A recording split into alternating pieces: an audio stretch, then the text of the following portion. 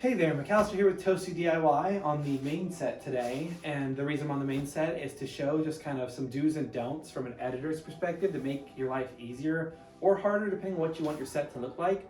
So right now I'm sitting on the main set, and one thing you'll notice that I find it can be a little bit difficult or a little bit jarring for the watcher of a video when we film them on the main set are these RGB lights. They look cool. I like them, they look nice. I think they do help with the overall aesthetic of the video, especially since we talk about RGB so much. So you may have noticed there's a cut right there. And the lights, I don't know what color they were when I started that sentence, but I know they're like blue and green now. You'll notice that when that cut happens, those RGB lights change drastically. They don't slowly fade like they normally do. They're gonna just jump from one color to the other. So if you're gonna have lights changing your set, possibly maybe even your whole background, if it's your whole background, it'll be super obvious whenever you shift or cut. For instance, I'll go ahead and cut just a second out of each clip right now. I just cut a little bit there and you'll see the lights change all sorts of different colors. It'll be very obvious. So one trick for a set like this is to use B-roll. When you think they're gonna have a bunch of follow cuts and they're not zoomed in, you can just throw B-roll over top and that'll save you a lot of time. The audio will be fine, but the visuals won't be like jumping like that. Another thing is if you have something like this, it's very telling when you make a cut because you never know when the Super Mario World will be a different spot. It can make it really easy to tell that there's been a cut. So if you're trying to conceal your cuts, make it look like a one take, you really rather not have something that moves in the background. Things like this on-air light that stays stagnant still, I don't know if you can see it from that perspective, but they're fine, and it's not moving, all good. When you're gonna have any moving element inside of your scene, it's gonna make it more obvious when you cut. So if you're trying to hide that, don't have them on your set. Things that are nice, this is a table that can be lowered and raised. And a lot of the videos, if you really were to watch them back to back, you'll notice the table may be in a different position. For us, it's nice when we have a keyboard, or not a keyboard, a computer case that's about this large. You know, we need to lower it down to get it in frame. So having a standing desk can be really nice for your set. And another thing I've learned from the time of video editing, we've had companies ask us not to include logos in the background. So you may notice here, let's see. Oh, finally, a lot of them are gone, except for right here. You'll see maybe the Astrix and the G-Force. It is a pretty good idea to keep logos off your set if you can avoid it. It's nice, when I say logos, especially if you're gonna be tech, try to keep things like AMD and Ryzen and Intel and whatnot minimum on your set, because you do get any sort of video. For us, we got one from Facebook, for instance, wanted us to do one over the Oculus Quest 2, and we got that.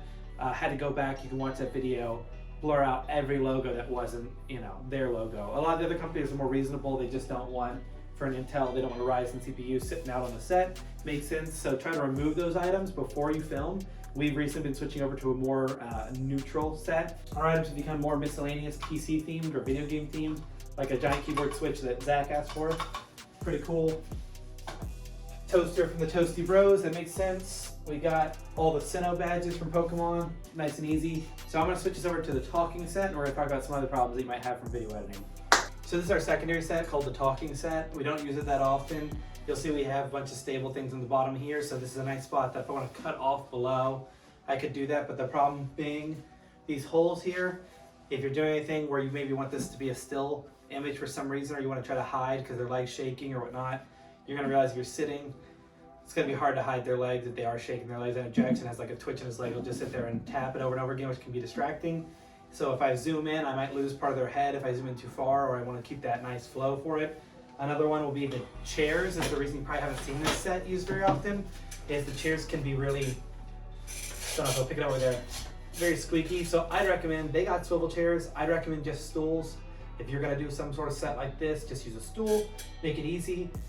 Instead of using paintings going up behind you, if you set this wall a bit further back, you could do a green screen and have whatever set you'd like it to be. One thing, once again, Jackson was very big in one of these signs, so we have these muscle garage signs. If I make a cut and it doubles up on that, it's gonna catch the eye. So I don't personally like this. I've tried to switch these to slower speed so that way it's easier to cut between them. Blinking light over here, they can look cool, but I think it'd be, if you're looking to do a wall like this, I'd suggest you do a more full wall, move the set up forward a little bit, and then do a bokeh or blur effect in the background so it's not so focally relevant. The last thing I'd recommend from a video editor perspective for a set is it's nice to have a little bit of blank room to play with so you can zoom in further and whatnot. We're not cutting things off unless you're gonna be able to blur that background a little bit or have a nice focal depth on your camera. The f-stops allow you to leave that bokeh effect in the background.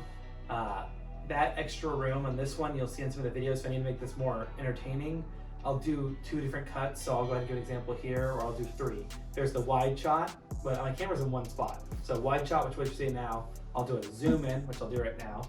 And then Jackson would be here. I have a zoom in on Jackson.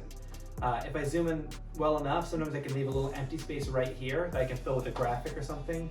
Or if they're doing one of their typically buying videos, I can actually put the stuff right here and put their window screen right here in the bottom, or actually probably be right along this spot. And yeah, that's the main things I'd recommend if you're looking at making a set and you're wondering what would be easier to edit on or like work on from a video editor's perspective. This is the things I'd recommend. And if I could change these sets, like I said, this one I'd move things forward and get a more of a blur effect in the background. Those RGB lights, I'd keep them, but maybe do like a green screen effect on the actual arcade machine. If I could change that screen to just be green, it'd be fun to change that out with whatever I want in the background. Could be interesting and neat to do. I might even try that out now I think about it. But that's all. So if you liked it, go ahead and like, comment, subscribe. If you have any other questions, let us know. Peace.